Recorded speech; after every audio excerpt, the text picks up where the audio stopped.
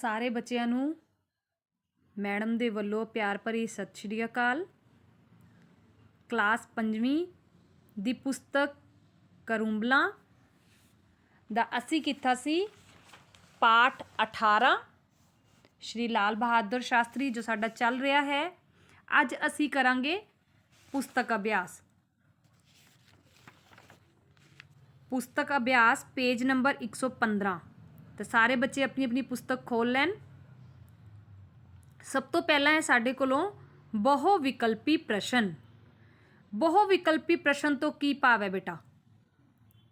तुसी पहला भी पिछले लैसन दे विच कर चुके हो, पर एक बार फिर भी तुहानू शुरू करन तो पहला थोड़ा जा इनू समझाया जा रहा है।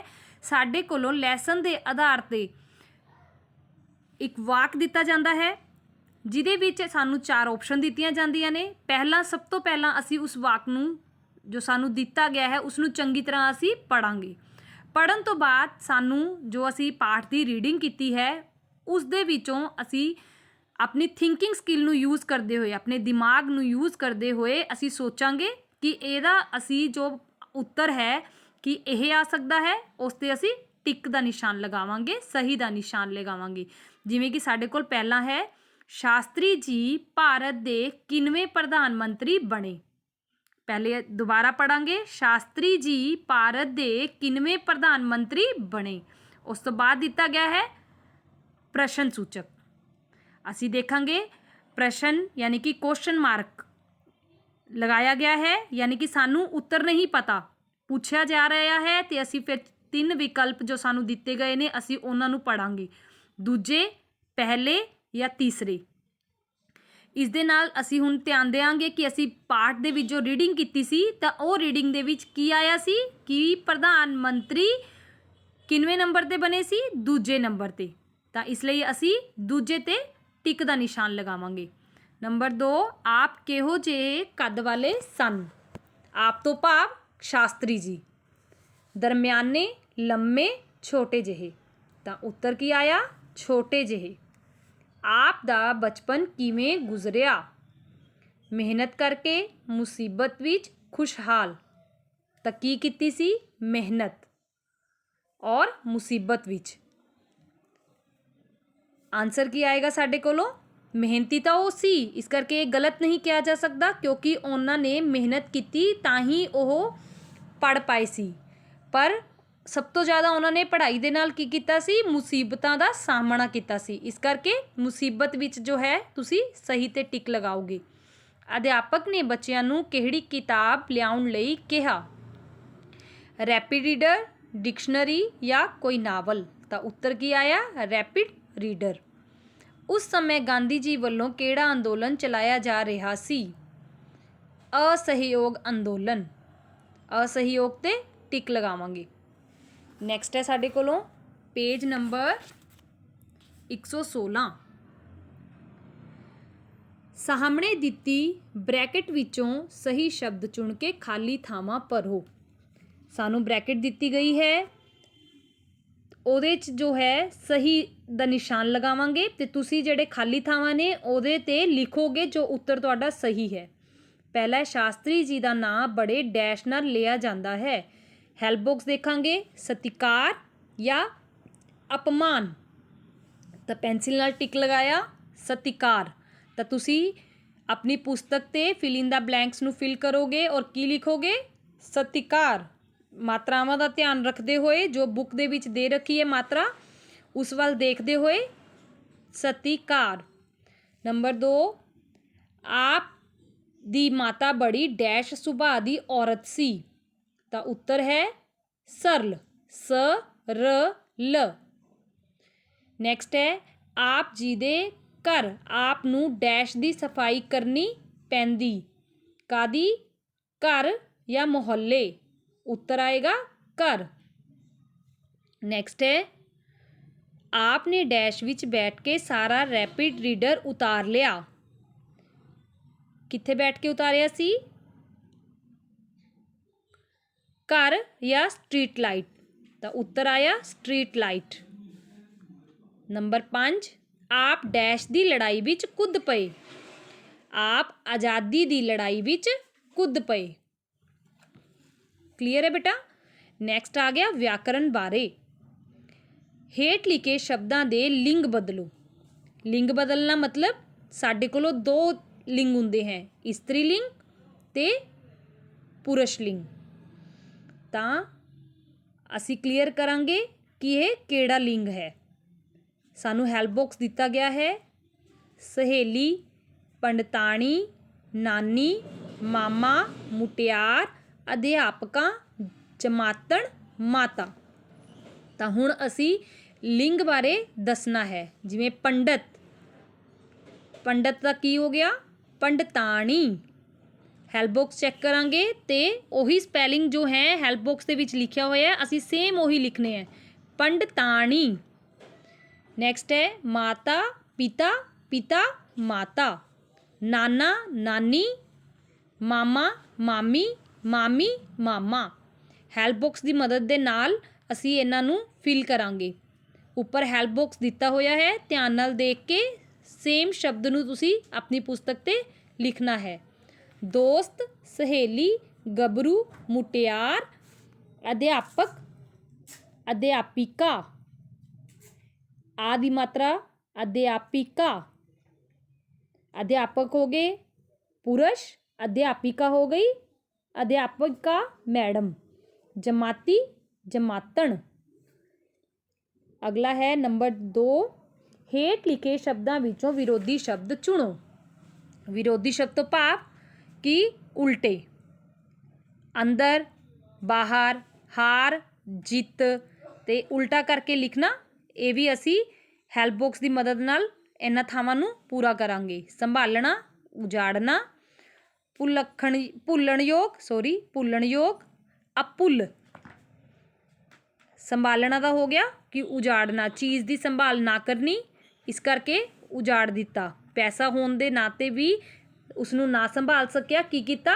ਨਸ਼ੇ ਦੇ ਵਿੱਚ ਉਜਾੜ ਦਿੱਤਾ ਗਿਆ। ਭੁੱਲਣਯੋਗ, ਅਭੁੱਲ। ਦੁੱਖ, ਸੁੱਖ। ਬੇਟਾ ਜਦੋਂ ਸੁੱਖ ਲਿਖਣਾ ਹੈ ਤਾਂ ਸੱਸੇ ਦੇ ਉੱਪਰ ਲਾਈਨ ਆਏਗੀ। ਧਿਆਨ ਨਾਲ ਕਰਨਾ ਹੈ, ਜੇ ਅਸੀਂ ਉਸ ਲਾਈਨ ਨੂੰ ਨਹੀਂ ਲਗਾਉਂਦੇ ਤਾਂ ਕੀ ਬਣ ਜਾਏਗਾ? ਉਹ ਮੁੱਖ। ਤਾਂ ਇਸ ਕਰਕੇ ਉਹ ਗਲਤ ਹੋ ਜਾਏਗਾ। ਪੰਜਾਬੀ ਵਿੱਚ ਵਰਤਣੀ ਦੇ ਟਾਈਮ 'ਤੇ ਸਾਨੂੰ ਇਹੀ ਧਿਆਨ ਰੱਖਣਾ ਹੁੰਦਾ ਹੈ। ਜਿਵੇਂ ਖੱਖਾ ਆਉਂਦਾ ਹੈ, ਖੱਖੇ ਦੇ ਉੱਤੇ ਲਾਈਨ ਲੱਗ ਜਾਏ ਤਾਂ ਉਹ ਕੀ ਬਣ ਜਾਂਦਾ ਹੈ? ਠੱਠਾ। ਇਸੇ ਤਰ੍ਹਾਂ ਹੀ ਮੰਮਾ ਹੈ, ਮੰਮੇ ਦੇ ਉੱਤੇ ਲਾਈਨ ਲੱਗ ਜਾਏ ਤਾਂ ਕਿਆ ਬਣ ਜਾਏਗਾ?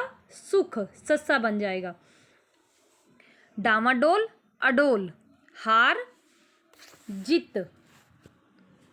ਪੱਕਾ, ਕੱਚਾ, ਨਕਲ। ਨਕਲ ਦਾ ਦੇਖੋ ਅਸਲ। ਬਾਹਰ, ਅੰਦਰ। ਨੰਬਰ 3, ਹੇਠ ਲਿਖੇ ਸ਼ਬਦਾਂ ਵਿੱਚੋਂ ਸਮਾਨਾਰਥ ਸ਼ਬਦਾਂ 'ਤੇ ਨਿਸ਼ਾਨ ਲਗਾਓ ਜਾਂ ਘੇਰਾ ਲਗਾਓ। ਦੇਹਾਂਤ।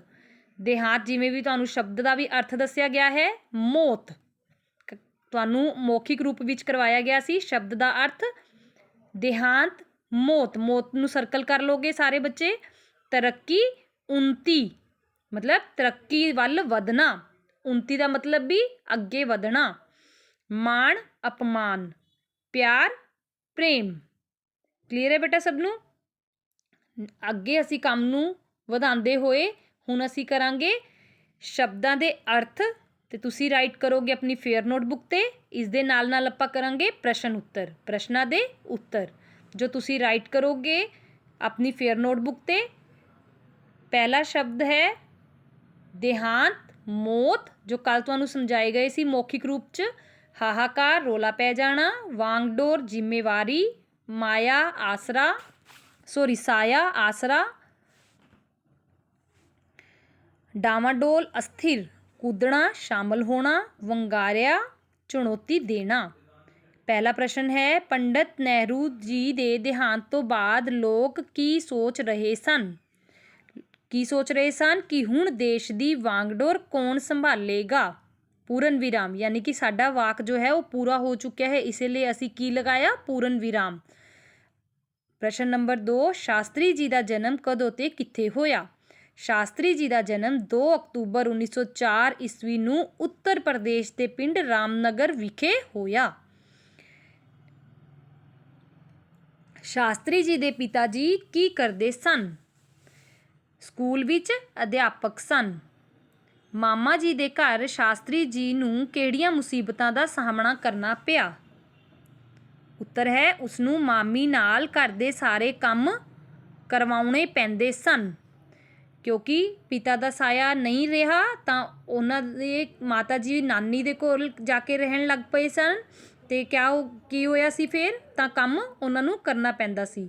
ਜਦੋਂ ਸ਼ਾਸਤਰੀ ਜੀ ਨੇ ਅਧਿਆਪਕ ਨੂੰ ਕਾਪੀ ਵਿਖਾਈ ਤਾਂ ਉਹਨਾਂ ਨੇ ਕੀ ਕੀਤਾ?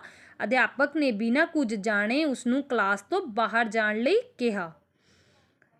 ਸ਼ਾਸਤਰੀ ਜੀ ਨੇ ਦੇਸ਼ ਨੂੰ ਕਿਹੜਾ ਨਾਅਰਾ ਦਿੱਤਾ? ਜੈ ਜਵਾਨ ਜੈ ਕਿਸਾਨ ਦਾ ਨਾਅਰਾ ਦਿੱਤਾ। ਸ਼ਾਸਤਰੀ ਜੀ ਦਾ ਦੇਹਾਂਤ ਕਦੋਂ ਹੋਇਆ?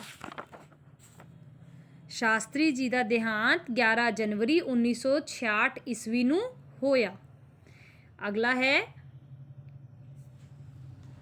ਹੇਠ ਲਿਖੇ ਸ਼ਬਦਾਂ ਮੁਹਾਵਰਿਆਂ ਦੀ ਵਾਕਾਂ ਵਿੱਚ ਵਰਤੋਂ ਕਰੋ।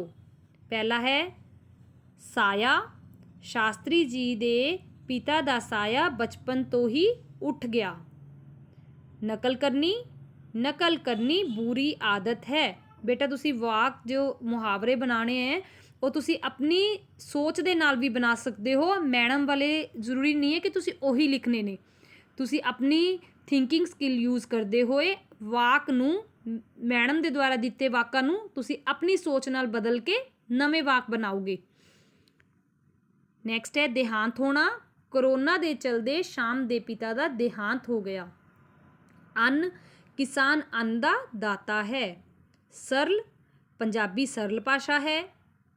ਮੂੰਹ ਤੋੜ ਜਵਾਬ ਦੇਣਾ। ਮੈਂ ਕਮਲ ਤੋਂ ਪੰਜਾਬੀ ਦਾ ਕੰਮ ਕਰਨ ਲਈ ਮਦਦ ਮੰਗੀ ਤਾਂ ਉਸਨੇ ਮੈਨੂੰ ਮੂੰਹ ਤੋੜ ਜਵਾਬ ਦੇ ਦਿੱਤਾ। ਕਲੀਅਰ ਹੈ ਬੇਟਾ? ਤਾਂ ਅੱਜ ਦਾ ਤੁਹਾਡਾ ਘਰ ਦਾ ਕੰਮ ਹੈ ਕਿ ਪਾਠ 18 ਦੇ ਤੁਸੀਂ ਪ੍ਰਸ਼ਨ ਉੱਤਰ, ਸ਼ਬਦਾਰਥ ਅਤੇ ਪੁਸਤਕ ਅਭਿਆਸ ਤੁਸੀਂ ਆਪਣੀ ਪੁਸਤਕ 'ਤੇ ਕਰੋਗੇ।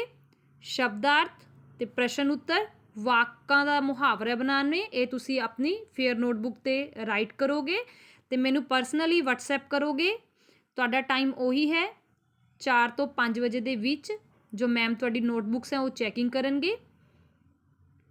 ਹਿੰਦੀ ਵਾਲੇ ਗਰੁੱਪ ਦੀ ਚੇਂਜ ਹੋ ਕੇ ਪੰਜਾਬੀ ਦਾ ਗਰੁੱਪ ਉਹ ਬਣ ਚੁੱਕਿਆ ਹੈ ਅਤੇ ਤੁਸੀਂ ਪੰਜਾਬੀ ਦਾ ਕੰਮ ਉਸੇ ਗਰੁੱਪ ਵਿੱਚ ਸੈਂਡ ਕਰੋਗੇ ਜਿਹੜੇ ਗਰੁੱਪ 'ਚ ਤੁਸੀਂ ਹਿੰਦੀ ਦਾ ਭੇਜਦੇ ਹੁੰਦੇ ਸੀ।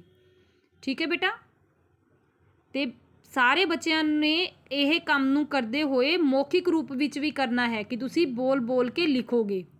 ਉਸ ਦੇ ਨਾਲ ਤੁਹਾਨੂੰ ਪੰਜਾਬੀ ਦੇ ਜੋ ਸ਼ਬਦ ਹੈ ਉਹ ਕਲੀਅਰ ਹੁੰਦੇ ਰਹਿਣਗੇ ਔਰ ਤੁਹਾਨੂੰ ਬੋਲਣ ਦੇ ਵਿੱਚ ਆਸਾਨੀ ਰਹੇਗੀ ਔਰ ਯਾਦ ਵੀ ਹੋ ਜਾਂਦੇ ਹੈ। ਬੋਲਣ ਦੇ ਨਾਲ ਜਦੋਂ ਅਸੀਂ ਬੋਲ ਕੇ ਕੰਮ ਨੂੰ ਕਰਦੇ ਹਾਂ ਤਾਂ ਉਸ ਦੇ ਨਾਲ ਸਾਡੀ ਲਰਨਿੰਗ ਪਾਵਰ ਜੋ ਹੈ ਉਹ ਵੱਧ ਜਾਂਦੀ ਹੈ ਕਿ ਸਾਨੂੰ ਨਾਲ ਯਾਦ ਹੁੰਦਾ ਰਹਿੰਦਾ ਹੈ। ਧੰਨਵਾਦ।